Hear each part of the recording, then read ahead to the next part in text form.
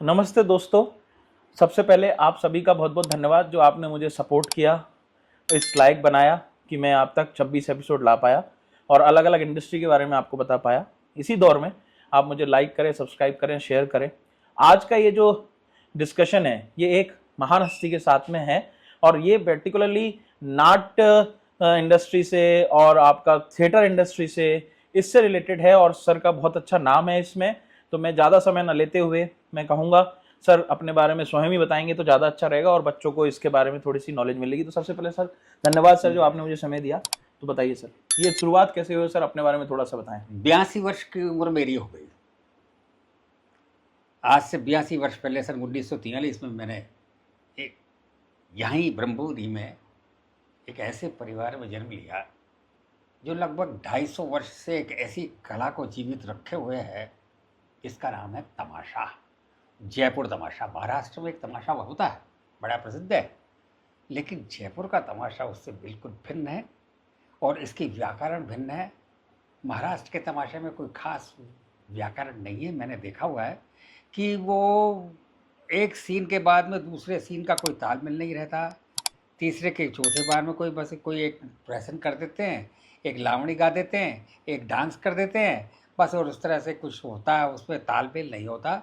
जयपुर के तमाशे में निश्चित रूप से एक कहानी होती है और वो जो है वो किसी से अपने लक्ष्य की प्राप्ति करने के लिए हीरो आता है मंच पर और वो लास्ट तक उसका काम होता है और वो अपनी इच्छा पूरी करता है और जोड़ा जोड़ी खुश रहो, प्रसन्न रहो और इस तरह का बात। और सुखांत रूप में जिस तरह से हमारे भरत मुनि का नाट्य शास्त्र है, सुखांत रूप में समाप्त होता है, उस तरह से तमाशा समाप्त होता है। लेकिन ये इसका काम तमाशा करना तमाशा नहीं है।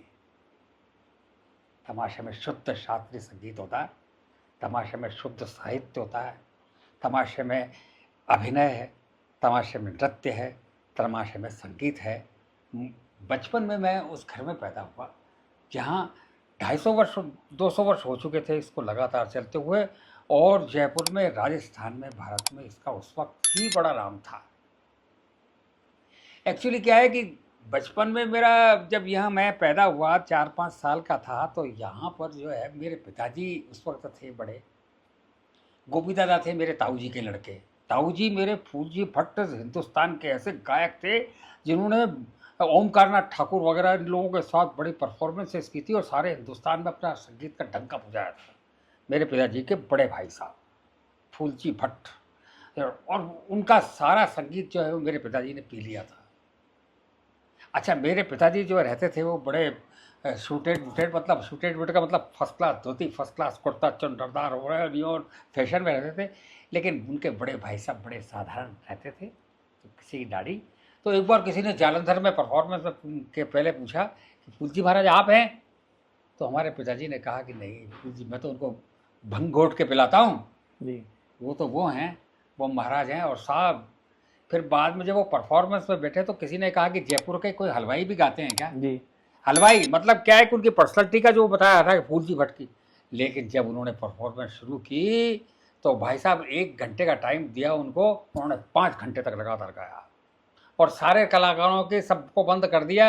और फिर बाद में जब उनका संगीत समाप्त हुआ तो लोगों का मन नहीं भरा, तो उन्होंने बाहर परफॉर्मेंस के रूम के बाहर, वो हॉल के बाहर तख्ता लगा के परफॉर्मेंस की और लोगों ने, जनता ने सुना। मतलब वो ऐसे कलाकार थे। हमारे यहाँ कलाकारी जो है, शास्त्रीय संगीत इतनी ज़बरदस्त थी। हमारे पिताजी के पिताजी के पिताजी के पिताजी बंशीधर जी भट्ट, जो खुर्जा बुलंदशहर से, वैसे तो हमारा परिवार जो है वो दक्षिण भारत का है, हम तेलंग परिवार से हैं, तेलंग भट्ट हैं। और वहाँ से दक्षिण भारत से महाप्रभु जी के साथ साथ जो है वो हमारी जाति के लोग वहाँ से निकले और भारत के विभिन्न क्षेत्रों में मतलब बस गए। और लेकिन पंडित हुआ करते थे, हमारे जाति के लोग काफ़ी पंडित होते थे, प्रगाढ़ कथा भाषते थे, सारा कुछ तो वेद विज्ञान का इनका बड़ा ज्ञान था उनको। तो सारे भारत में अवस्थित हुए। औरंगजेब के ज़माने में धर्म की जो हानि हुई और लोगों को परेशानी हुई, तो संगीत का भी नुकसान हुआ, कला का नुकसान हुआ, पांडित्य का नुकसान हुआ। पंडित लोगों को अपने अपने मंदिरों को छुपाना पड़ा। तो इस तरह का समय था। तो उस वक्त खुर्जा से हमारे पिताजी, हमारे बंशीधर जी जो है ना, वो वहाँ से जयपुर आए और यहाँ के राजघराने में शरण ली। यहाँ जो है उनको गुणिजन खाने में मतलब रखा गया। जी तो वो विलक्षण कलाकारी के आदमी थे, वो बहुत अच्छा शास्त्रीय संगीत गाते थे और वो जानते थे क्या है संगीत सारे का। उनको मतलब जैसे कहते हैं ना, एक तो थ्योरेटिकल नॉलेज और जी एक प्रैक्टिकल नॉलेज। उनको थ्योरेटिकल नॉलेज भी थी और प्रैक्टिकल नॉलेज भी थी।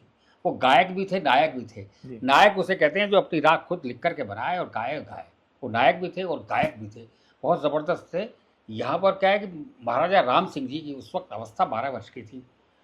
जयपुर में, जयपुर का जो राजा हुआ करता था वो दिल्ली के बादशाह का सिपहसालार हुआ करता था, बड़ा महामंत्री और फौज का बड़ा मालिक।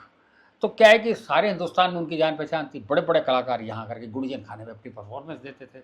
जब बहुत अच्छा संगीत किसी का लगता था तो राम सिंह जी हमारे बंशीधर जी बड़ बाबा से कहते थे कि महाराज ये बहुत बढ़िया गाया है, इसकी राग में मुझे शंकर भगवान का पद चाहिए। जयपुर के राम सिंह जी शंकर भगवान के बहुत बड़े उपासक थे। यहाँ भी है, शंकर जी के मंदिर जगह जगह हैं और जयपुर एक तरह से छोटी काशी कहलाता है। जी यहाँ पर मंदिर ही मंदिर है, बड़े बड़े बनाए, सारा कुछ है। ठीक है साहब, वो रात भर में शंकर का पद करके उनको सुनाते थे। आज भी 1000 पद बंशीधर जी के लिखे हुए जयपुर के राजघराने में गुणिजन खाने में अवस्थित हैं, रखे हुए हैं। तो ये है कि मतलब वो दूसरी, अब क्या है कि साहब दरबारी संगीत था, गाते थे बड़े आदमियों से। बंशीधर जी ने सोचा कि मेरी आम जनता को मेरा संगीत कैसे सुनाऊं, तो उन्होंने तमाशों की रचना की। तमाशे कुछ कहानियाँ जो शाश्वत हैं, जिनको सब लोग जानते हैं, जैसे गोपीचंद भरतरी का ऐसा तमाशा है कि जिसमें क्या है कि संसार निस्तार है, इसमें कुछ नहीं रखा, माया मोह में कुछ नहीं रखा। वो मर जाएगा आदमी, चला जाएगा, जी इसलिए उसका ध्यान रखना चाहिए, उस प्रभु का ध्यान रखना चाहिए, उसका ध्यान, इस तरह का वो तमाशा है। और उसमें क्लासिकल बंदिशें ऐसी ऐसी रखी, शानदार शानदार बंदिशें। और उसको बाद में उन्होंने प्रयोग मतलब जनता को सुनाया, और जनता को वो कहानी के रूप में जो सुनाया तो जनता ऐसी भर जयपुर के तमाशे का जो है वो आज भी बीए के क्लास में एक जनरल नॉलेज का क्वेश्चन आता है कि जयपुर में तमाशा कौन करता है, तो जयपुर का ब्रह्मपुरी का भट्ट परिवार करता है। और उसमें अभी की बात है तो गोपी जी भट्ट तो बड़े भाई साहब थे, वो नहीं रहे। गोपी जी भट्ट और वासुदेव भट्ट आज भी तमाशा कर रहे हैं, तो उसमें मेरा नाम भी आता है, बीए की क्लास में है, वो क्वेश्चन आता है उसमें। जी तो क्या है कि इसका नाम बड़ा, जयपुर के तमाशे का बड़ी जगह कीर्ति फैली। इसकी कीर्ति फैलने के बाद अब क्या है कि हम जो था, हमको पता नहीं था, हम छोटे थे। जी हम छोटे 8 साल के यहाँ रियाज करवाते थे। पिताजी ने जयपुर के तमाशे को बढ़ाया है। और उन्होंने क्या है कि एक ब्रह्मपुरी में तमाशा होता था, उन्होंने आमेर में बांधा, उन्होंने 12 भाई के चौराहे में बांधा, उन्होंने जगह जगह तमाशे किए और उसको बढ़ाया खूब। हमारे घरानों ने, हमारे पिताजी से पहले के जो गायक थे उन्होंने तो उसी के राजघराने गायक थे, जागीरी थी, सारा कुछ था, वो ठीक है अपना काम करते थे, हमारे एक तमाशा करते थे। लेकिन इन्होंने तमाशे में अभिनय भरा, इन्होंने तमाशे में नृत्य भरा, इन्होंने तमाशे में मतलब अदाकारी भरी। और पिताजी का मामला अलग था। और दूसरी चीज़, उन्होंने राजघराने समाप्त होने के बाद, जागीरियाँ समाप्त होने के बाद तमाशा को जिंदा रखा। ये मेरे पिताजी का मैं विशेष बात मानता हूँ। तो क्या है कि जबकि वो रोजी रोटी का दिक्कत हो गई तो उन्होंने सुबह से लेकर रात तक ट्यूशन की। रात को 9 बजे आते थे, सुबह 6 बजे निकलते थे, और ट्यूशन से हमारे परिवार का पालन किया। लेकिन तमाशे को उन्होंने जिंदा रखा, लेकिन रोजी रोटी का धंधा अलग रखा है ना। संगीत का मतलब सिखाते थे, सारा कुछ किया, ठीक है। अब क्या है कि साहब हम 8 वर्ष की अवस्था में आया, हमको पता लगा कि यार यहाँ ये कुछ कहाँ पिताजी सिखाते हैं, कुछ करते हैं। फिर हम मुगावट के मंदिर में चले गए। यहाँ से मेरा ननिहाल है मुगावट का मंदिर, वहाँ हम रहने लगे कुछ दिन। तो वहाँ वो सिखाते थे, तो हम 8 साल से बड़े होने लगे। हमने कहा यार ये तो सुना हुआ है हमारा, ये हम कुछ कान में है, लेकिन हमने सीखा नहीं, बैठ करके सुना हुआ है, ठीक है। फिर उसके बाद में हम स्कूल में वहाँ पढ़ाए, और फिर जैसे कैसे पढ़ा लिए, क्या है कुछ करके जोशी के पास पढ़े कि 8 बजे तक पढ़े। मेरे ननिहाल का एक घर बस्सी में है, गाँव में, वहाँ 1 साल रहा, 30 क्लास में वहाँ पढ़ा, 5 से 8 में 10वीं, कब 10वीं पास करी हमको कुछ पता नहीं, पढ़ाई के बारे में हमको पता ही नहीं है कुछ भी। हमने जैसे तैसे पास हो गए, वो ठीक है, हम तो बेकार। और दूसरी, लेकिन एक कीड़ा हमारे अंदर जो था वो तमाशे का था, अभिनय का था, संगीत का था। तो वो क्या है, उसमें हम सोचते, हम तो क्या है कि ये किसका नहीं है, ये यहाँ कुछ नहीं है। सारे दोस्त मेरे से कहते थे कि तू तमाशा सीख, तमाशा तेरा सबसे बड़ा है, इसको सीख। हमने ध्यान नहीं दिया, ध्यान नहीं, साफ बात है। मैंने कहा क्या यार ठीक है। जो दूसरी चीज, बड़े बड़े आदमी इस तमाशे को देखने आते थे, सारा कुछ था, हमको इसके महत्व का पता नहीं था। फिर क्या है कि हम सबको, हमारे पिताजी जो है बीकानेर में अपने एक शिष्य के यहाँ, वहाँ बीकानेर में गए महफिलें करने, गाए बजाए। तो उन्होंने कहा भटजी महाराज यहीं रहो, क्योंकि मेरा लड़का जो है वो मुंबई भग रहा है, भग जाएगा। दूसरी चीज, उसको फिल्म का शौक है, वो चला जाएगा। लेकिन महाराज उसको यहाँ बुलाओ। और फिर मेरी वहाँ पर पीडब्ल्यूडी में नौकरी लगाई। मैंने पीडब्ल्यूडी की नौकरी 40 साल की, लेकिन मेरे को उसके लिए उसका कोई महत्व ही नहीं है, मेरे को पता ही नहीं है। क्योंकि सारी जो मेरा समाज है और जो मेरी सोसाइटी और जयपुर का जो जगत है वो मेरे को कलाकार के रूप में मानता है। उनको पता ही नहीं है कि मैंने नौकरी करी है। जी। कब करी है, तो इसलिए कलाकारी में मैं इतना ज़्यादा वो हो गया।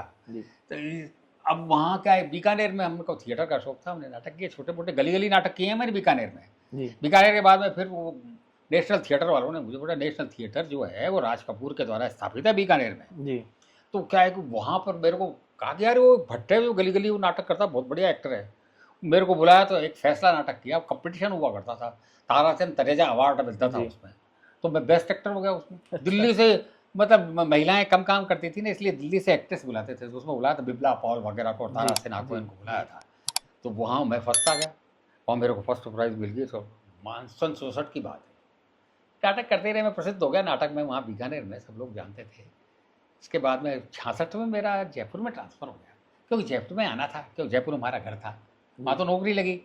जयपुर आए, जयपुर आने के बाद मेरे को वहाँ पर किसी ने कह दिया कि तुम जयपुर रेडियो ज्वाइन करना। तो रेडियो ज्वाइन करने से हमारे हिज्जे साफ हुए, प्रोनाउंसिएशन जो शब्दों का उच्चारण है वो हमको वहाँ पर मिला रेडियो पे। और फिर अच्छी सोसाइटी मिली, उर्दू मैंने सीखी, अलिफ बे पे ते टे से जीम के दाल डाल ज़िरेडे से वेशी शी स्वाद स्वाद, सारी उर्दू सीखी हमने, उर्दू लिखना सीखा मैंने, क्योंकि पहले उस वक्त उर्दू बहुत चलती थी। रेडियो पे जो उर्दू दाम होता था उसको अच्छा माना जाता था, आलिम फाजिल बढ़िया माना, मैंने खूब सीखी। वैसे मैं उर्दू लैंग्वेज है भी अच्छी, ठीक है। उस वक्त तो हमने सीखा साहब, तमाशे वो नाटक खूब किए। और एक टाइम ऐसा है कि हमको साल में 12 बुकिंग मिलती थी, मतलब हर महीने एक बुकिंग, हर महीने। और उर्दू से चलाया खर्चा। वो क्या है, मैं बम्बई भी जाता था, दिल्ली चले जाता था, तो मैं चिंता नहीं करता था, मैं यहाँ से लिखवा के ले जाता था कि साहब मैं आर्टिस्ट हूँ रेडियो का। और दूसरी चीज़ तो वहाँ मेरे को दिल्ली बुकिंग मिल जाए तो दिल्ली में मिल जाए। बम्बई में था, बम्बई में मेरे को गंगा प्रसाद माथुर वहाँ थे, मेरे से खूब नाटक करवाते थे, तो मेरा खर्चा वहाँ भी चल जाता था। तो ये कलाकारी ने मेरे को पैसा दिया। दूसरी चीज़ मेरा ये है कि मैं परिवार में मेरी नौकरी की जो सारी तनख्वाह थी वो तो घर दे देता, और मेरी पत्नी का खर्चा मैं रेडियो से ही कमाता था, वो करता था। और रेडियो से कमा के मैं थिएटर में खर्च करता था। थिएटर में पैसा नहीं है, लेकिन थिएटर में कला है, थिएटर में ज्ञान है, थिएटर में अपने आप को प्रदर्शित करने का क्षमता है। तो उसमें क्या है, पर्सनैलिटी डेवलपमेंट है। एक थिएटर में जो है ना, वो अपनी जो शर्म है, धड़क है, वो खुलती है, धड़क हटती है आदमी बोलने में। कई बार क्या है कि आदमी को एक भाषण की एक लाइन बोलने के लिए खड़ा कर दो तो पैर धूसते हैं उसके, लेकिन थिएटर में क्या है, अगर करने लग जाता है आदमी तो उसकी धड़क खुल जाती है, खुला बोलता है, खुला काम करता है। तो इसलिए थिएटर का एक फ़ायदा है। बच्चों से भी मैं कहता हूँ, बच्चों नाटक करोगे तो तुमको अपने आप को प्रदर्शित करने का एक बहुत बड़ा मतलब ये एक संबल मिल जाएगा। और तुम है ना किसी के सामने झिझकोगे नहीं। सर पूछेंगे तो सर का जवाब बड़े ढंग से अच्छी तरह से दोगे आप, आराम से, क्योंकि आपको बोलना आ जाएगा और धड़क नहीं रहेगी। एक तो सबसे बड़ी बात थिएटर में ये है। दूसरी, प्रदर्शित विभिन्न कैरेक्टर्स का ध्यान होता है। वो कैरेक्टर कैसा है, उसके दो तरीके से हैं। एक तो ये है कि साहब वो ऐसा था, वो बूढ़ा था, उसका शरीर नहीं था, और वो है, वो ये पहनता था, वो पहनता था। और दूसरी जो उसके साथ ये घटनाएं घटी और ये वो हुआ। एक तो ये तरीका है। एक ये तरीका है कि अगर मैं खुद उस स्थिति में होता, मेरे ऐसा होता, मेरे एक लड़का होता, मेरे को लड़का मेरे को घर से निकाल देता, अरे बड़ा हो गया, मैं बूढ़ा हो गया, मैं मरने लगता, मैं रोने लगता, वो आता नहीं, रुक गया, तो ये मेरे साथ स्थिति होती तो मैं क्या करता। तो दो तरह का अभिनय होता है ना। एक तो थ्योरी ऑफ एलिनिएशन होता है, मतलब ये बर्तोल्ट ब्रेख्ट की थ्योरी है। और एक जो है ना, वो वैसे ही समझे, हमेशा 6 महीने तक वैसे ही रहे, साहब नाटक करना है मेरे को, तो उसी तरह का करेक्टर नेहरू जी जैसा ही बने रहना और वो रहना। नहीं, नेहरू की परिस्थितियाँ जो थी वो मेरे साथ अगर होती तो मैं कैसा करता। दो तरह के मामले। तो इस तरह से एक्टिंग का हमने काफ़ी कुछ सीखा। और जयपुर में जो है, पंचो कपूर जैसे फिल्मी एक्टर जो थे, वासुदेव जो भाई साहब बेव कॉलेज का पढ़ा हुआ बड़ा शानदार पढ़ा लिखा राजघराने का लड़का, कीर्तगढ़ ठाकर था वो लड़का। उन्होंने मेरे से थिएटर कराया, पता नहीं मेरे सोसाइटी मिल गई ऐसी कि रेडियो की वजह से, रेडियो पे उनको अच्छा मेरे अंदर ये था जो कि अपने आप को खोल करके बोलने का, गाने का, ये सब कुछ था। अब मैं आपको एक बताता हूँ, मैं थिएटर में बहुत प्रसिद्ध हो गया जयपुर में, जी कंपटीशंस में गया, सारा कुछ किया। मैं कितनी प्रसिद्धि बताऊँ आपको कि मैं सारे कंपटीशन में प्राइज लाता था जी और मैं जयपुर का धागड़ एक्टर हो गया। जी राजस्थान का सब इंडिया में मेरे को पहचान लगी, जयपुर में एक एक्टर है वासुदेव भट्ट। ठीक है, सब कुछ ठीक है, लेकिन इसके बाद में मुझे पता लगा कि यार मेरे घर की एक चीज़ है तमाशा, उसके बारे में पढ़ाया जाता है कि लोक नाट्य क्या होता है। तो जैसे बंगाल का यात्रा है, जी जैसे यूपी का, जैसे है ना माछ वगैरह, नौटंकी, बीकानेर में रम्मत है, जी ऐसे इस तरह से सब जगह के लोक नाट्य हैं। मेरा भी एक लोक नाट्य है तमाशा। जी मेरे को उसकी वैल्यू पता लगी, उसकी वैल्यू पता लगी, मैं तमाशे में लौट के आया।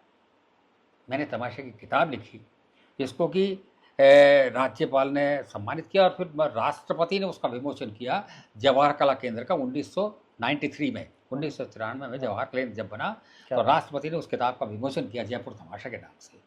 तो वो तो इतनी प्रसिद्ध चीज़ है मेरे घर की तमाशा।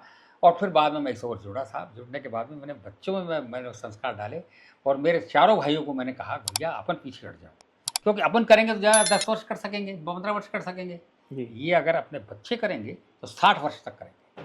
तो उन बच्चों में उस कला को डाला और बच्चों से कह दिया कि बच्चों पढ़ाई करो, नौकरी करनी है तुमको, तुमको साधन दूसरा करना है या बिजनेस करो, ये संगीत तुमको खाने को नहीं देगा, तुमको नाटक खाने को नहीं देगा, है ना। ये तो कलाकारी ही बढ़ेगी, इसमें तो कलाकारी और उसमें सिंसियरली काम करना पड़ेगा। और सिंसियरली काम जब भी कर सकोगे जब तुम्हारे पास वरना तो क्या है, एक साजिंदे से कहते हैं, आपको मैं बताता हूँ जी। जैसे कि सारंगी वाला है, भाई साहब 150 रुपये मिलेंगे, आना तो आजा, अरे महाराज 150 में बजा दूंगा। तो जब ऐसी स्थिति हो जाती है, अगर आपका खाने का साधन और कुछ है तो आपका भैया नहीं जाना, हमको तो रहने दे, तुम अपने आत्मसम्मान से जीना आ जाता है। उसमें भाई तेरा कराना तो करा, अपने फन को वकार के साथ पेश करना चाहिए, अपनी कलाकारी है कम से कम ढंग से उसको। तो इस तरह से ये इसलिए एक आगे रोजी रोटी थोड़ी सी अलग होनी चाहिए, उसमें कोई दिक्कत नहीं है, पहले से ही सोच के रखो ना और फिर कलाकारी करो सिंसियरली। सारे हिंदुस्तान में मैंने नाटक किए हैं, दिल्ली, मुंबई, कलकत्ता, मद्रास, सब जगह प्रेस किए हैं, कुछ तो कंपटीशन में फर्स्ट आया, रेडियो के हज़ारों नाटक किए, फिल्में की जी, 10, 12, 15 एक मैंने राजस्थानी फिल्में की, 2-4 मैंने हिंदी फिल्में की। शाहरुख खान के साथ एक फिल्म में काम किया। शाहरुख खान क्या है कि उस वक्त थिएटर में पहले ही आया था, वो उसमें किया था, क्या कहते हैं, सर्कस से शुरुआत हो रहा है। तो सर्कस में था, उसके बाद में शाहरुख के साथ मैंने किया था बोर्डम, जो अहमक फिल्म की है, 4 घंटे की है। मणिकौल एक ऐसा डायरेक्टर था, शाहरुख सी माई सिलेक्शन, जब मैं एक्टिंग कर रहा था वहाँ, शाहरुख से कहा देख मेरा कैसा आदमी, मैंने सिलेक्शन किया इसका।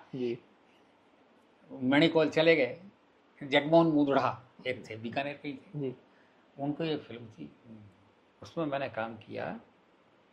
क्या था नाम उसका, बड़ी फिल्म थी वो जी।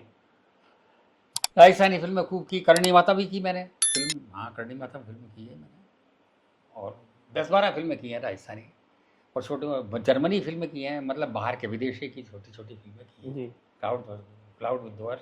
अब 82 वर्ष की अवस्था हुई, मेरे बच्चों में सब में संस्कार आ गए और सारे बच्चे, एक बच्चा कोई गाय लिखते हैं, लेखक हैं, कोई कलाकार, तो विशाल ज़बरदस्त एक्टर है, और तपन बहुत बढ़िया राइटर और डायरेक्टर है, और वो छोटा ऐसा गाता है भाई साहब, गोल्ड मेडलिस्ट है जी, बिल्कुल, यूनिवर्सिटी का। मतलब मैंने बच्चों को शिक्षा में कोई कमी नहीं आने दी, सबको BA MA।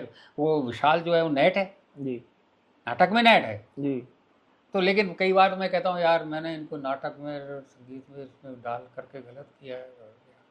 लेकिन एक बात है कि मेरी जाति जो है ना, वो सबके करैक्टर्स ऐसे हैं, ज़्यादातर लोगों के, कि वो पैसे को महत्व नहीं देते जी, वो ज्ञान को महत्व देते हैं।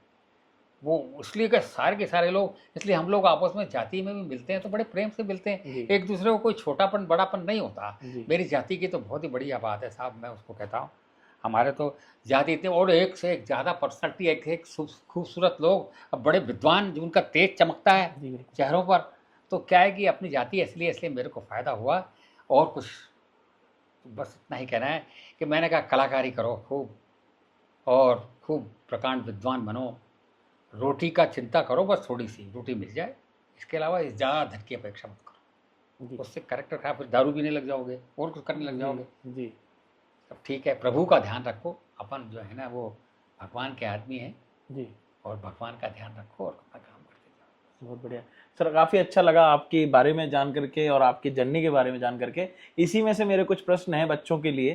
तो जैसे आपने बताया सर कि आपने एक्टर्स के साथ भी काम किया, आज उनका बड़ा अच्छा नाम है, तो थिएटर से एक्टिंग तक पहुंचने के लिए भी या क्या ये एक माध्यम है, या कुछ स्कूल या कॉलेज के नाम आप, क्योंकि जैसे आप बता रहे हैं आपके ज़माने में तो आपने सेल्फ लर्निंग करी, इवन वो संगीत भी आपने पिताजी से छुपाते हुए सीख के फिर आगे उसको बढ़ाया आपने, क्योंकि आपको वो डर था कि पिताजी ने बोला कि नहीं पढ़ाई कर।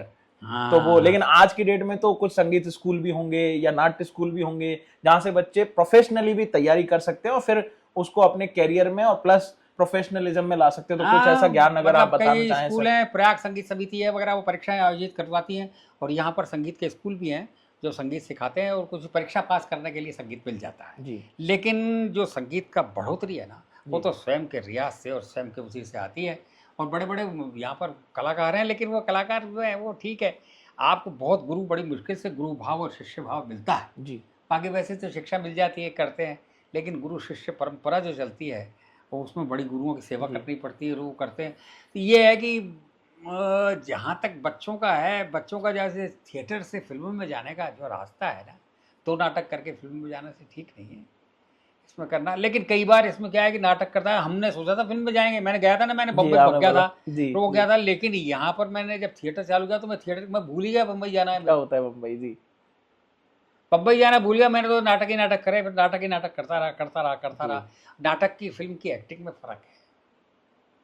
फिल्म में ज़रा क्या है कि जो है एक्सप्रेशन जो है ना वो थोड़े से सब्ट्यूब होते हैं। हम्म नाटक में क्या है कि नाटक में क्या है कि मंच पर आदमी रहता है, तो दर्शकों से दूर रहता है, तो उसको बड़े जेस्चर्स और बड़े वो भाव बताने पड़ते हैं, जी है ना?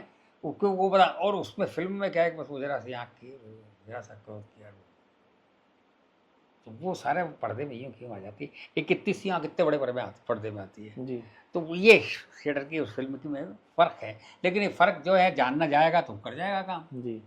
और एक और फर्क मैंने भी जाना है सर, और आप उस पर रोशनी डालिएगा, सही है या गलत मेरी सोच, कि जो फिल्म है उसमें तो आपको रिटेक करने के मौके मिलते हैं, लेकिन जो आप जब थिएटर करते हो, तो जैसा आपने कहा ही कि डायरेक्ट आप पब्लिक से इंटरेक्ट कर रहे हो, वहां आपको रिटेक कहाँ, पहले रिहर्सल कर लिया आपने, लेकिन उस टाइम आपको रिटेक करने का मौका सवाल ही मिलता। नहीं है। तो उस टाइम तो वहाँ तो जो और प्रेजेंट दूसरी हो रहा है चीज़ वही पूरा है। याद होना चाहिए, और उसमें भी रिदम होती है एक। जी नाटक की रिदम जो है ना, अगर आपने रिदम कायम रखी तो नाटक जमेगा आपका, और आपने थोड़ा थोड़ा ढीला कर दिया ना तो दर्शक वो बात करने लग जाएंगे आपस में, फिर आपका नाटक जमेगा नहीं। वहाँ तो फिर ये एक ही दृष्टि यूँ रहे बस, और देखते रहिए, ठहरे रहिए यार। हम्म और वो जो एक दृष्टि जमी हुई है, वो क्या है कि वो उसको रिदम से होता है। और दूसरी चीज़, नाटक में सब करेक्टर बराबर, सारे सीन्स वगैरह, जाकर खड़े होकर भाषण देना थोड़ी है, वो नहीं, कथा वाचना थोड़ी है। जी उसमें विशेष करेक्टर्स अलग अलग होते हैं, सारा कुछ होता है। तो नाटक का तो समझना, उसमें रिदम बहुत आवश्यक है, करेक्टराइजेशन आवश्यक है, और दूसरी जो सब्जेक्ट आपको इजीली कन्वेबल टू दी ऑडियंस, जो सब्जेक्ट आप बताना चाहते हो वो जनता को बड़े आसान तरीके से समझ में आना चाहिए सब कुछ जनता को। जी। जो और आप इसमें एक चीज और देखी गई है सर, जैसे आपके तमाशे में भी देखा गया है कि अपन इसमें शास्त्रीय संगीत का ज्यादा इस्तेमाल कर रहे हैं बजाय जो ट्रेडिशनल सॉन्ग्स हैं या उसका, तो इसके पीछे क्या कहानी मैं है सर? बताता हूँ, जयपुर का तमाशा और लोक नाट्यों से इसीलिए अलग है। और लोक नाट्यों में एक तो क्या है, और लोक नाट्यों में एक तो वहाँ की जो है ना लोकल भाषा होती है उसमें, है ना? वहाँ का ब्रिज की भाषा होगी, बीकानेर की रम्मत में बीकानेर की भाषा होगी, इस तरह से जोधपुर का वो वहाँ का कुशामण का ख्याल है तो वहाँ की भाषा आएगी, तो इस तरह से जात्रा में बंगाली भाषा आएगी। जयपुर तमाशे की भाषा है जो शुद्ध हिंदी खड़ी बोली है, जो हिंदुस्तान में कहीं भी करो आप उसको। दूसरी चीज़, शास्त्रीय संगीत इसमें ख़ास है, लेकिन शास्त्रीय संगीत गाते गाते गाते वो लोक संगीत हो गया भाई साहब। यहाँ के मोहल्ले में घर घर में बताया जो बेटा कहा हमारा मान, अरे यार जब मोहल्ले के लोग गाते हैं, कहने लगे मैं सबके अंदर और यार वो बहुत बढ़िया वो था। के तो ये दान सिंह म्यूजिक डायरेक्टर थे, माई लव का फर्स्ट क्लास फिल्म के डायरेक्टर थे। उसको धुन याद थी जयपुर की तमाशे की, उसने मेरे को एक बार सुनाई। उसने कहा था कहीं उसको भटजी महाराज था का। तो ये है कि इसकी धुनें जो है, लेकिन खास बात शुद्ध हिंदी खड़ी बोली जी। दूसरी बात शास्त्रीय संगीत प्योर, लेकिन शास्त्रीय संगीत ऐसा रमा हुआ कि वो लोक संगीत जैसा लगे। और ये नहीं ज़्यादा तान पलटे, ज़्यादा कुछ नहीं, आलाप होती है। और वो जो साहित्य है ना, वो संगीत में सुर और ताल में गा करके नाच के साथ बताया जाता है। और उसका एक तरीका है थिएटर में खड़े होने का, वो मंच पे खड़े होने का तरीका है। चारों तरफ अभिनय होता है, चतुर्मुखी, इधर भी इधर भी इधर भी इधर भी। मंच पे तो सामने ही होता है अभिनय, तमाशे में चारों तरफ होता है। सबका मनोरंजन करना पड़ता है। तो कोई तान सुनने आता है, कोई डांस देखने आता है, कोई भाव देखने आता है, कोई सुर राग सुनने आता है, अलग अलग तक। तो हमारे पिताजी कहते थे बेटा कोई क्या सुन रहा है, तमाशा ऐसे नहीं जमता है, तमाशा जमने का तो इसमें आपको मल्टीटास्किंग होना जरूरी है। आपको सब कुछ आना पड़ेगा उसके लिए। एक किसी में महारत होनी चाहिए और बाकी आपको बाकी चीजों का भी पता होना चाहिए, ताकि आप अपना जो आपको कैरेक्टर दिया गया उसको अच्छे से निभा पाओ और बाकी कैरेक्टर को आप कर पाओ। और दूसरी तमाशे में एक बात और है जी कि उपज जिसे कहते हैं, उपज जी, कि मालूम पड़ेगा यहाँ ये राग जिस राग में गाते आ रहे हैं, राग चेंज कर सकता है, दूसरी राग में उसको गा सकता है, शब्द वही हैं, लेकिन क्या है कि वो समय के अनुसार जो है ना उसको राग चेंज कर सकते। यार यहाँ ये इस वक्त ये जमेगी, यहाँ इस वक्त ये जमेगा, जनता के लिए ये होगा, तो जनता का ध्यान रखा जाता है। जनता वो इधर से क्या इधर गा दिया, गाने पीछे से कह रहा महाराज एक देश घी की नाली इधर भी, तो वो उधर पलट के उधर वो सुनाता है। जैसे पुराने नाटकों में हुआ करता था कि वो क्या कि वो मजनू मरता था जी, वंस मोर मान लिया हुआ, तो वो दोबारा मरता था, मरे हुए को वापस जिंदा कर, वापस खड़े होकर वापस होकर फिर मरता था। तो ऐसे ही तमाशे में क्या है कि महाराज इधर भी, वो कहता उधर भी, और वो सुनाते थे, मजा आता है। इसी बात से मुझे याद आया सर कि आप, मैंने क्योंकि साक्षात्कार देखा है तमाशे में, कई बार आप इसमें करंट ट्रेंड्स को भी जोड़ देते हैं और पुरानी कहानियों को, तो वो क्या वो भी एक तरीके की कला है? हाँ, वो लोगों को जोड़ के रखने की, कंटेम्प्रेरी जो समय के अनुसार जोड़ने का जो है ना, वो भी एक क्या है कि फिर तमाशा कैसे जिंदा रहेगा? 300 वर्ष से लगातार अभी आपके चल रहा है, तो वो हमेशा कैसे चलता रहेगा? तो एक तो क्या है कि नए कलाकार जो है ना, वो मॉडर्न थिएटर से जुड़े हुए हैं जी, तो थिएटर उसमें आता है, मॉडर्न थिएटर वो तमाशे में आता है, और मॉडर्न थिएटर करते हैं तो तमाशा उसमें जाता है, तो दोनों बड़े बढ़िया हो जाता है। तो उसी चीज़ कंटेम्प्रेरी घटनाओं को उसमें इस तरह से जोड़ा जाता है कि वो जुड़ी हुई नहीं लगती, वो ओरिजिनल लगती है कि यार इसे तमाशा का, इसे पार्ट ऑफ द प्ले है जी, ये तमाशे का ही अंग है, ऐसा जनता को पता लगता है। जी सर, आपने वर्ड यूज किया मॉडर्न थिएटर, तो ये क्या कोई अलग चीज है, थिएटर से अलग है कुछ, या इसमें कोई नई टेक्नोलॉजी का? नहीं, मॉडर्न थिएटर का मतलब ये है कि फोक थिएटर एक होता है, एक मॉडर्न थिएटर होता है, दो चीज़ है। अच्छा, दोनों में क्या अंतर है सर?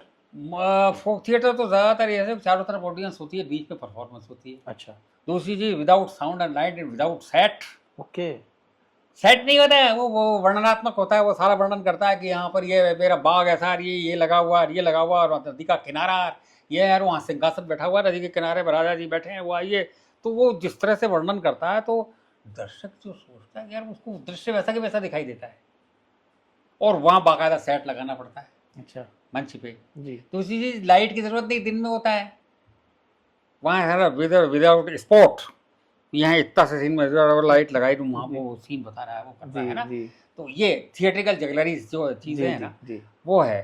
दूसरी मंच में एक तरफ होता है, यहाँ चारों तरफ चलता रहती है, करती है। और एक बात और मैं, हाँ जी सर बताइए प्लीज, है ना, अगर कुछ रह गया बताइए।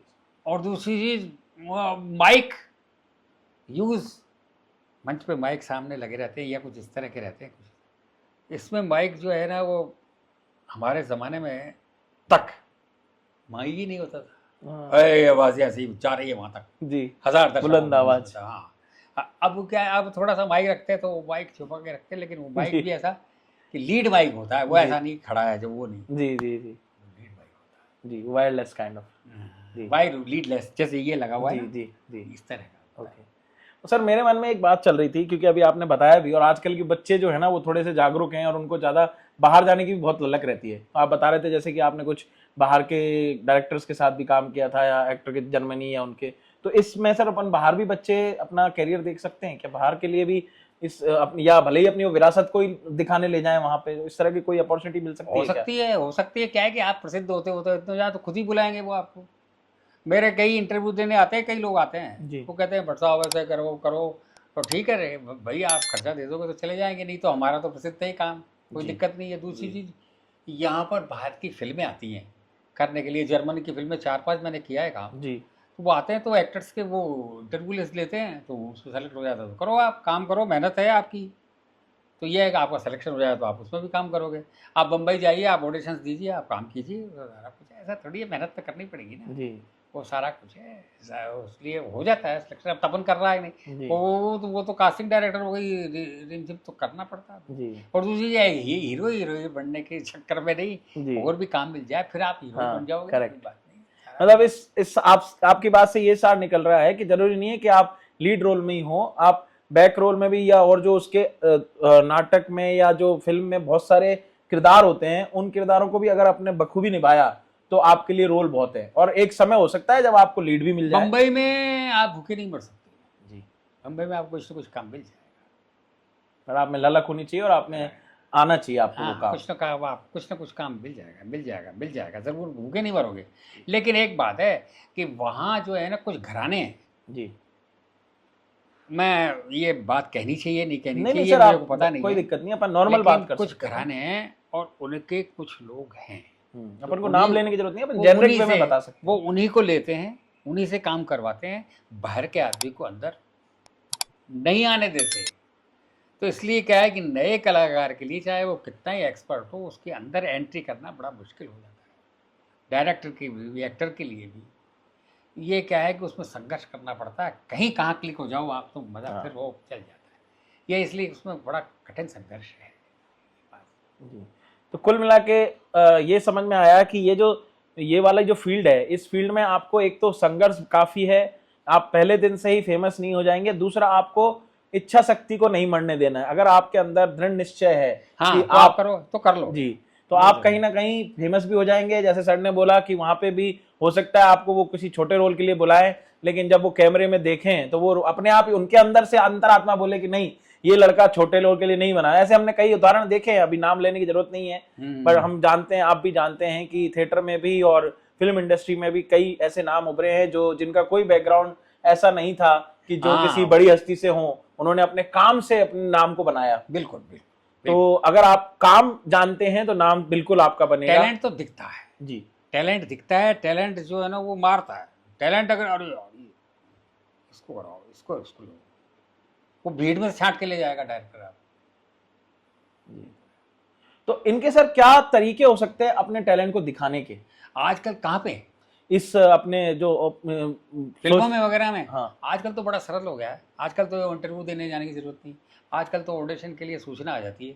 तो आप अपने माइक में, आप अपने मोबाइल पे आप है ना, जो करेक्टर स्क्रिप्ट भी आ जाती है, तो स्क्रिप्ट से आप बोल करके आप जो है ना वो, और अभिनय करके आप उसमें भेजिए।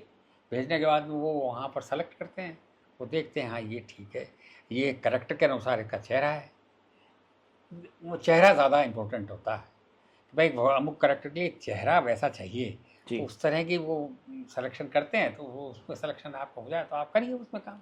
और वैसे तो सर संघर्ष की कोई सीमा नहीं होती, और अपने जो हम जितनी भी मेहनत करें उसकी भी कोई सीमा नहीं होती, लेकिन फिर भी एक आपके अनुभव से, क्योंकि काफी सालों का अनुभव है सर आपका इस इंडस्ट्री का, एक बच्चों को जेनरिक इतना टाइम तो एटलीस्ट देना चाहिए जिसमें वो अपना 100% दे दे, और वो निराशा की, क्योंकि आजकल क्या है बच्चे, मैं इसीलिए इस प्रोग्राम में हमेशा पॉजिटिविटी की बात करता हूँ, बहुत जल्दी निराश हो कई जाते बार हैं। ऐसा होता तो है नकारात्मकता नहीं आए, उतना कितना समय देना चाहिए? कई बार ऐसा होता है कि बम्बई से परेशान होकर के आप जा रहे हो, अब घर चले यहाँ घर चले, उसके दूसरे दिन आपका भाग्य जगता है।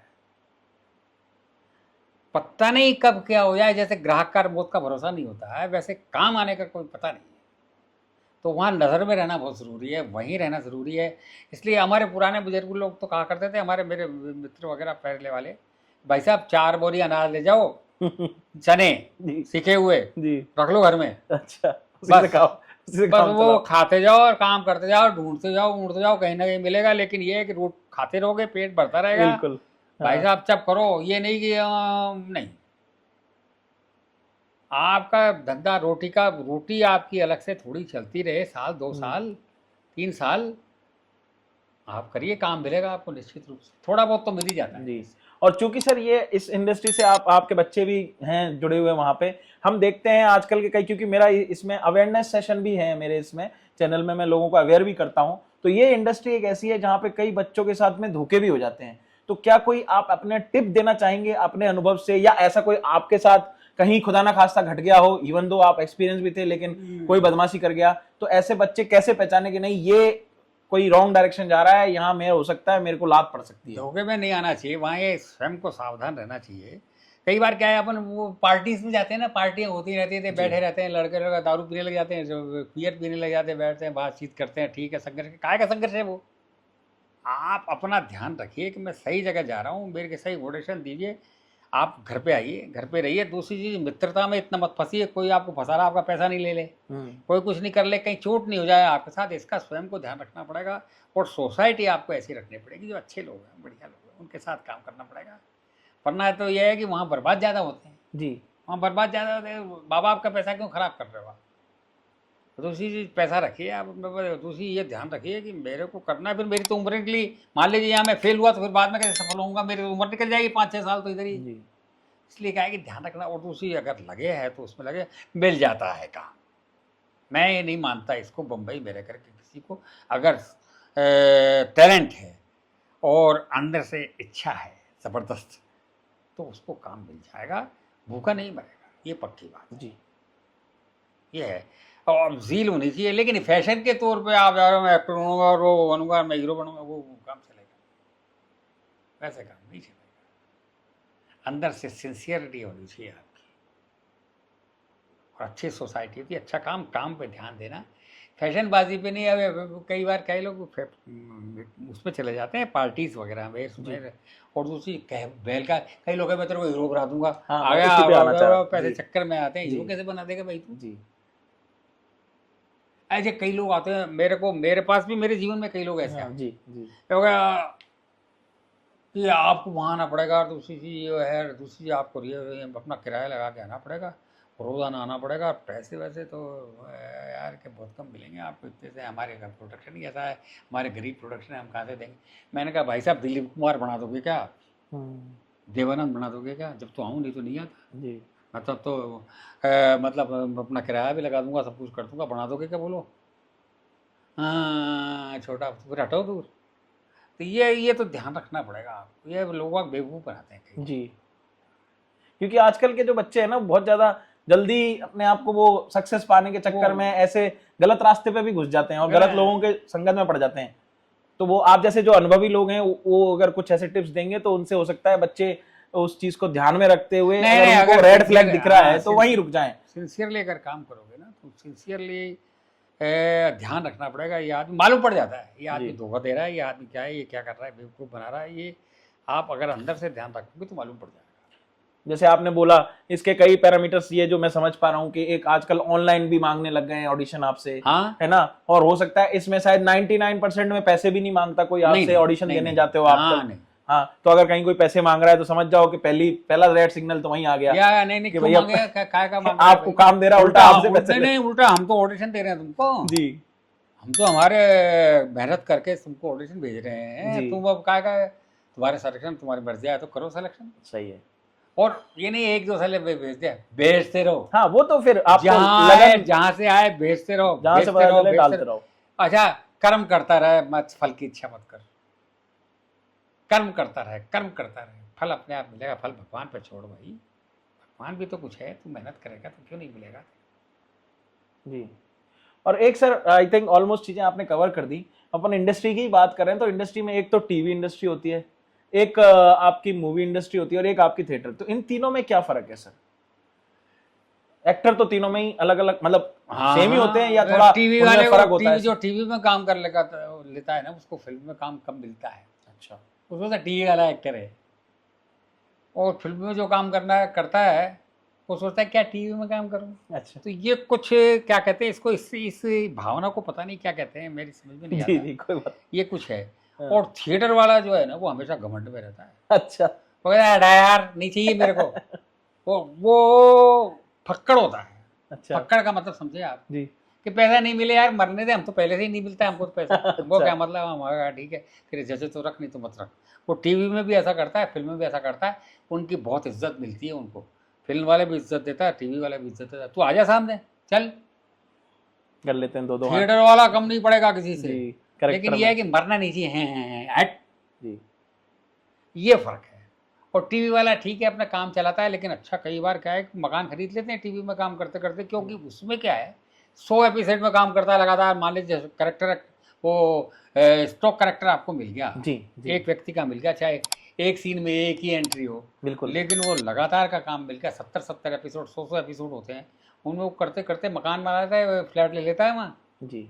तो इसलिए टीवी में भी काम करना बुरा नहीं है, और फिल्मों में काम मिल जाए तो ठीक है, फिल्म का ज़माना जा रहा है, क्योंकि फिल्मों में कुछ घराने लगातार लगे हुए थे, वो मैं जरूर बताया, बिल्कुल, वो बिल्कुल, किसी वो है। तीसरे चौथे को एंट्री नहीं लेने जाते, कुछ ही लोग काम करते थे, वही ग्रुप वही ग्रुप वही ग्रुप, घूम इस फिर ग्रुप के। में वही ग्रुप जी। वही ग्रुप, इस ग्रुप में वही ग्रुप वही ग्रुप, तो कुछ बनी हुई दुकानें थी, वो दुकानदारी में अपने ही लोग रहते थे, वो सारा कुछ है फिल्मों में अब तक है, अब थोड़ा टूटने लगा है, जी। अब थोड़ा टूटने लगा है। खान बंदूस वगैरह इन लोगों का काफ़ी प्रभाव था, कि खान बंदूस और ये पंजाब के पंजाबी, ये दो ही घराने कुछ ज़्यादातर थे, तो वो दूसरों को एंट्री देना मुश्किल था। लेकिन अब समय आ रहा है, तो फिल्में बंद हो गई, बीकानेर में आपने देखो प्रकाश चित्र विश्वज्योति सब खत्म जी, हो गए, वो जी, जी। मल्टीप्लेक्स आ गए भाई हाँ। साहब, लेकिन थिएटर फिर लेकिन रम्मत अब तक चल रही है, तमाशा अब तक चल रहा है, 250 वर्ष हो गए, ये क्या नाटक आते हैं 10 साल चलेगा, 5 साल चलेगा, लेकिन तमाशा तो जब से चल रहा है। तो ये हमारे जो फोक थिएटर हमारे संस्कृति को जीवित रखे हुए हैं, ये है, इसमें पैसा मिले या नहीं मिले, इस कल्चर को जीवित रखे हुए यही है, ये इनकी राग राग नहीं ले जाते ना नाटकों वो फिल्मों में। जी। क्या नाम उसका, वो जो बेस्ट डायरेक्टर जो है म्यूजिक डायरेक्टर नौशाद, जी। नौशाद ने सारे फोक धुने लेकर के सारे सारे प्रसिद्ध हुआ है, जी।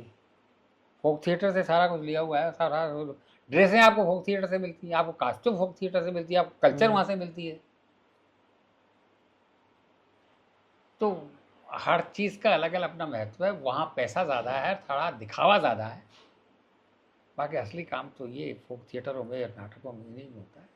तो सर थिएटर में जैसे अब आई थिंक ऑलमोस्ट सारी चीजें अपन ने कवर कर ली, तो थिएटर की 2-3 चीजें रह गई हैं, मैं वो पूछना चाहूंगा आपसे कि जैसे आप कह रहे हैं अभी तमाशे में तो चलिए आपने स्क्रिप्ट वगैरह भी सब आप लिखते हैं, ड्रेसिंग का भी, तो क्या थिएटर आर्टिस्ट ज्यादातर कई बार उनको सारी चीजों को खुद को ही डिजाइन करना पड़ता है या उसमें भी अलग अलग प्रकार के लोग होते हैं? डायरेक्टर्स काम करते हैं, डायरेक्टर के एक्सपीरियंस डायरेक्टर्स काम करते हैं, तो उसमें भी सारा ग्रुप होता है, उसमें ड्रेस डिज़ाइनर अलग होता है, म्यूज़िक डायरेक्टर अलग होता है, आर्ट डायरेक्टर अलग होता है, सारा कुछ है, ड्रेसेस वगैरह, और दूसरी स्क्रिप्ट राइटर अलग होता है। जी।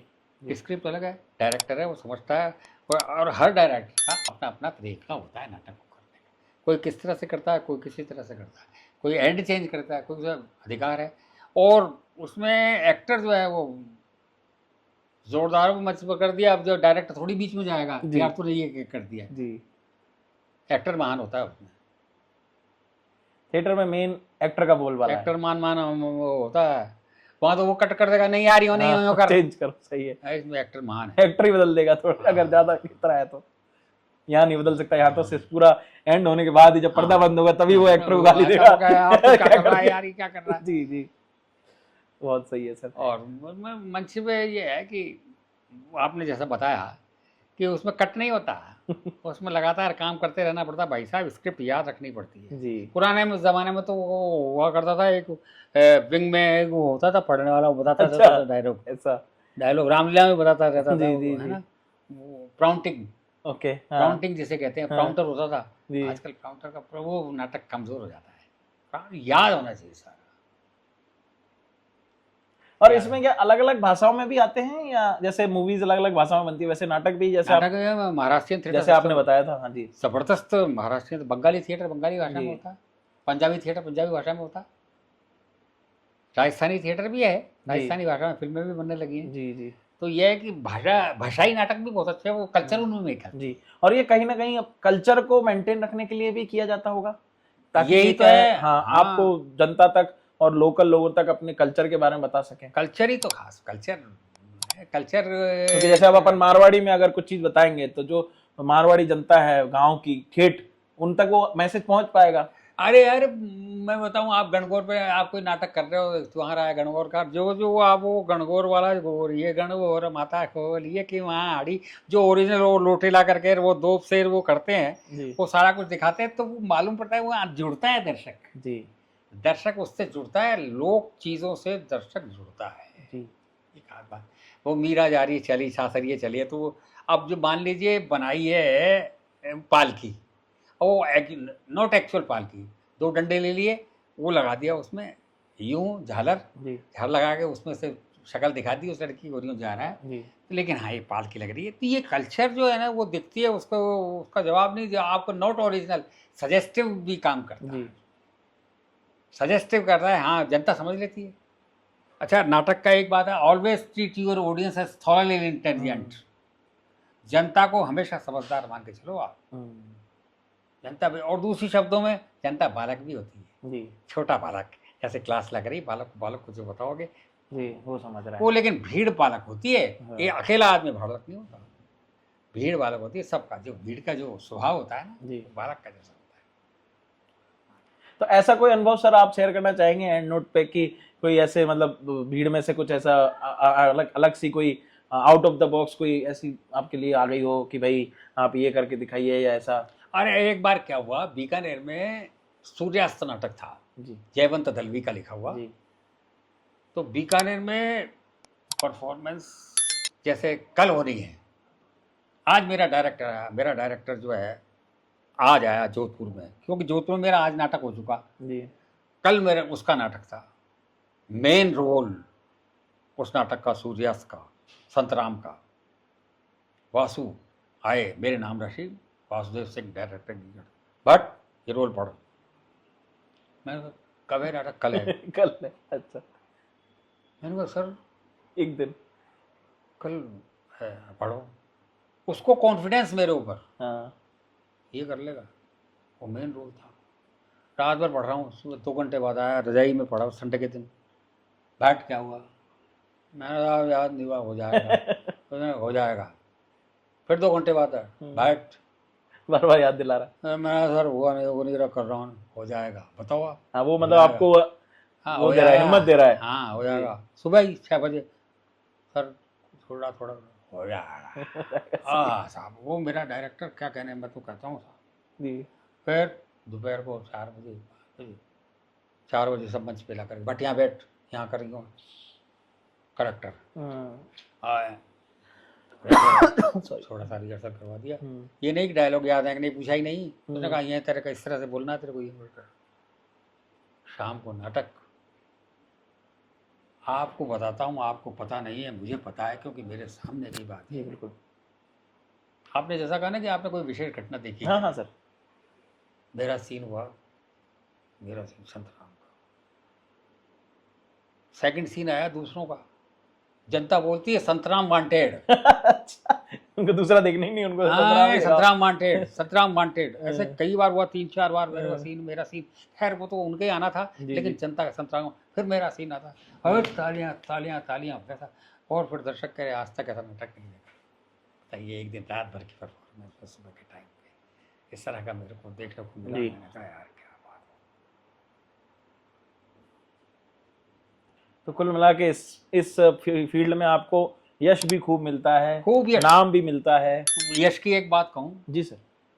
यहूदी की लड़की नाटक, डैशिंग करेक्टर मेरा, बताऊँ, ठक ठक ठक ठक किया, एंट्री ली, आकर गया हटा, मैं भूल गया नाटक, फ्यूज उड़ गया, और मैंने किधर कर रहा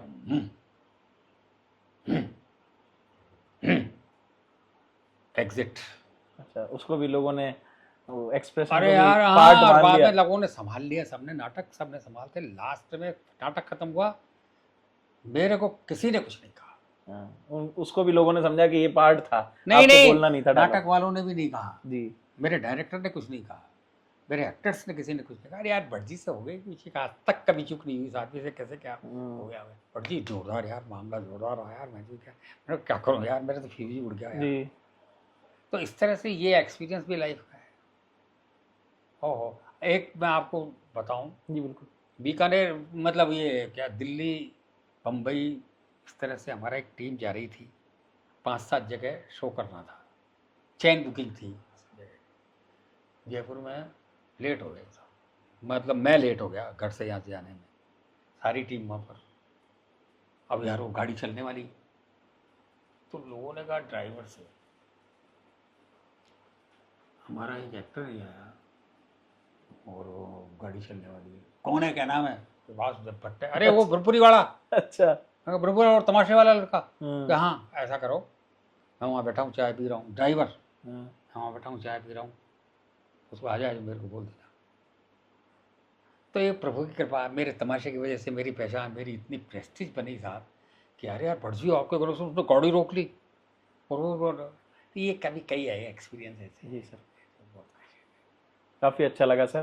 तो एंड नोट पे मैं तो बताऊंगा ही बच्चों को, लास्ट में मेरा भी एंड नोट दूंगा। अगर आप कुछ बच्चों को आखिर में कुछ कहना चाहें बच्चों के लिए, कोई ऐसी बात रह गई हो या जो बच्चों के काम आ सकती है या सुनने वालों के काम आ सकती बस खूब नाटक करो बच्चों, नाटक शुरू करो, नाटक करने से ये एक पर्सनैलिटी डेवलपमेंट होता है। दूसरी चीज़ क्या है कि मतलब अपने को व्यक्त करने का तरीका याद आता है। जिस तरह से नाटक याद करते हो उस तरह से आपके सब्जेक्ट याद करने में फ़ायदा मिलेगा। दूसरी चीज़, नाटक कई तरह के इस तरह से होते हैं कि जैसे पृथ्वीराज, जैसे मान लीजिए कोई नाटक का सब्जेक्ट है, अब कोई चीज़ याद करनी होती है तो उसको अगर कविता के रूप में अगर आप लिख लो तो वो जल्दी याद होती है। उसी तरह से अगर नाटक में देखकर किसी इतिहास को देखोगे, किसी भूगोल को देखोगे, थ्रो मतलब थिएटर थ्रो एजुकेशन आजकल बहुत चला हुआ है, तो उसमें क्या है कि उस नाटक में उस पाठ को बता देते हैं जो आपको पढ़ना है, तो वो अच्छी तरह से समझ में आता है। तो नाटक में इंटरेस्ट लेने से एक तो पढ़ाई अच्छी होती है, आगे बढ़ने में फ़ायदा होता है, और अपने आप को व्यक्त करने की ताकत आती है। और नाटक में देखने से क्या है कि जीवन में जीने का तरीका आ जाता है, बड़ों की इज्जत करना, माँ बाप की इज्जत करना, वो करना।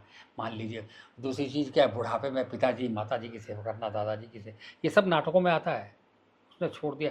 तो ये जीवन की जो घटनाएं हैं, जीवन की जो दुर्घटनाएं हैं, वो सब नाटकों में आती हैं। उससे बचाव का तरीका आपको बचपन से ही आ जाता है, इसलिए थिएटर करना चाहिए, देखना चाहिए। सर आपके कोई आने वाले या ऑलरेडी रनिंग कोई नाटक जो और आप लोग मतलब बताना चाहें, जो लोग आएँ देखें? अभी मतलब 29 जून को रविंद्र मंच पे मेरे इस 82 वर्ष की एज में नट सम्राट नाटक होगा। इसमें 80% मेरा रोल है, 10% 20% में बाकी सारी कैरेक्टर है। इसलिए अगर आपको मेरे से कुछ देखना है, मेरे कुछ सीखना है कि एक्टिंग क्या होती है, डायलॉग बोलने का तरीका क्या होता है, वो पास में से बोल रहा है, दूर के लिए बोल रहा है, इधर के लिए बोल रहा है ना, तो वो क्या है कि कावेरी, आपको तो शायद पता ही होगा कि उसका नाम कावेरी है, पता नहीं हो उसको। तो जब जनता से बात करता है वो अलग तरीके से बात करता है, और वो कावेरी को आवाज़ देता है, स्वर में फ़र्क, ये सब आपको सब पता लगेगा। जी। और कोई ऐसे नाटक जो सर ऑलरेडी रनिंग में हो, आपके द्वारा लिखे गए हों, जनता को नहीं पता हो शायद कि आपने लिखे हैं, वो उनके कुछ नाम अगर बताना चाहें आप? हाँ, मेरे तमाशे लिखे हुए हैं, वो नाटक भी लिखे हुए हैं। लैला मजनू मेरा लिखा हुआ है बहुत अच्छा। इसके अलावा मैंने लिखा है उद्धव प्रसंग, जो उद्धव और गोपियों का जो संवाद होता है वो। मैंने लिखा है कृष्ण लीला, मैंने लिखा है कि कृष्ण दर्शन। इसके अलावा मैंने तमाशा 21वीं सदी लिखा है, अच्छा। आज का है, तो उसमें 21वीं सदी में जो क्या क्या है सारा कुछ किस तरह से, तो इस तरह से मैंने तमाशे लिखे हैं, सारा कुछ बहुत किया बढ़िया है। सर। और वो नाटक है, मॉडर्न थिएटर में है, वो जी। मंच पर है, तमाशे की जैसे नहीं, वो नाटक मंच पर है, और वो तमाशे से नाटक बनाए हुए हैं, वो मॉडर्न थिएटर में आते हैं, अच्छा खिलाते हैं, बढ़िया है। एक लिखा है मैंने पृथ्वीराज, सब्जेक्ट पुराना, लेकिन आजकल के पशुओं की रक्षा, जंगल कम होते जा रहे हैं, आदमी बढ़ता जा रहा है, तो जंगल के जानवर शहर में आ जाते हैं, तो उनके लिए कितना परेशानी होती है बेचारे, उनकी मजबूरी है, वो शहर में आते हैं, जी। और हम सोचते हैं अरे भगेरा हो गया, अरे वो आ गया। हम्म। तो ये है मनुष्य का, इस तरह के तमाशा लिखा है मैंने, वृतराज। जी, बहुत बढ़िया सर। तो अच्छा लगा सर आपसे बात करके लिए, बहुत बहुत धन्यवाद सर, आपने समय दिया और बताया आपने इस अपने बारे में और इस जर्नी के बारे में और इस इंडस्ट्री के बारे में। हम आशा करते हैं कि बच्चों को काफ़ी कुछ जानने को मिला होगा और काफ़ी कुछ आप भी आगे बढ़ेंगे और आने वाले समय में हो सकता है आप में से किसी के साथ मैं बैठूं और आपकी जर्नी सर के साथ शेयर करूं। और सर से भी अगर आप कुछ सीखना चाहते तो जैसे सर ने अभी बताया ही कि आने वाले समय में सर एक रंगमंच में अभी नाटक करने वाले हैं, तो अगर आप जयपुर शहर से हैं तो आप जाइएगा, देखिएगा थिएटर में। कभी भी आपकी इच्छा हो तो आप मुझसे मिल सकते हैं, उसी मैं आपको परामर्श दे सकता हूँ, जीवन की सच्चाई का भी, नाटक का भी, कलाकारी का भी। और मैं भी एंड नोट पे यही कहूँगा कि अपने अंदरूनी इच्छा को ना मरने दें, दृढ़ निश्चित रखें और सफलता आपके कदम चूमेगी, ये श्योरिटी है। हाँ, पहले दिन आपको थोड़ा सा स्ट्रगल करना पड़ सकता है, जैसे कि सभी को पता है कि सीढ़ियाँ चढ़ के ही आप मंजिल को पा पाते हो, तो वो सीढ़ियाँ आपको तय करनी पड़ेंगी, लिमिटेशंस आपको माननी पड़ेंगी, बाउंड्रीज आपको रखनी पड़ेंगी और इधर उधर डाइवर्ट ना हो और किसी के झांसे में ना आए, जैसा सर ने भी बताया। और आजकल लोग गलत जगह फंस जाते हैं तो फिर मजबूरी में आपको अपना जो इच्छा होती है वो मार के दूसरे राह पे जाना पड़ता है, क्योंकि वो इच्छा आप अब पूरी नहीं कर पाते हो किसी कारणों से, क्योंकि हमें हमारे परिवार का भी ध्यान रखना है, सबका ध्यान रखना है। इसी के साथ मैं फिर से आपको कहूँगा धन्यवाद जो आपने मेरे इस डिस्कशन को देखा। आशा है आपको बहुत कुछ सीखने को मिला होगा। आगे भी अगर आपको कुछ जानना है सर से रिलेटेड, सर की इंडस्ट्री से रिलेटेड, तो आप कमेंट करें, बताएं हमें हम जरूर सर के साथ दोबारा जुड़ेंगे। और प्लीज़ चैनल को शेयर करें, सब्सक्राइब करें और लोगों तक पहुँचाएं। धन्यवाद, थैंक यू।